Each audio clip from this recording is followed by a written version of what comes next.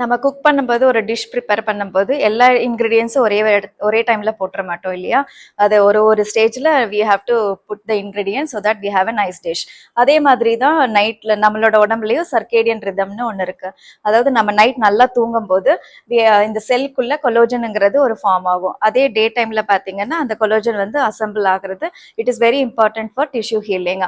So ஒரு normal tissue எடுத்து பார்த்தீங்கன்னா அதோட சமநிலை அல்ட்ராசவுண்ட்ல எடுக்கும்போது இந்த மாதிரி ஒரு கிராஃபா இருக்கும். அதே ஒரு டிஷ்யூ அஃபெக்ட் ஆனது பார்த்தீங்கன்னா அதோட டிஷ்யூ ஹோமியோஜெனசிஸ் அதாவது அதோட சமநிலை இந்த மாதிரி இருக்கும். ஸோ ஒரு chronic tendinitis like tennis elbow, Achilles tendinitis இந்த மாதிரி பேஷண்ட்ஸுக்கு இந்த சர்க்கேடியன் ரிதமோட கோரிலேஷன் இருக்குங்கிறது ஒரு ஸ்டடி. ஸோ இது one of the perspective. So ஒரு பெயின் வந்து கிரானிக் பெயினோட வர்றவங்களுக்கு நம்மளோட அந்த பெயினை மட்டும் பார்த்தா பார்த்தாது, they have to have a complete life ஸ்டைல ஷிஃப்ட்.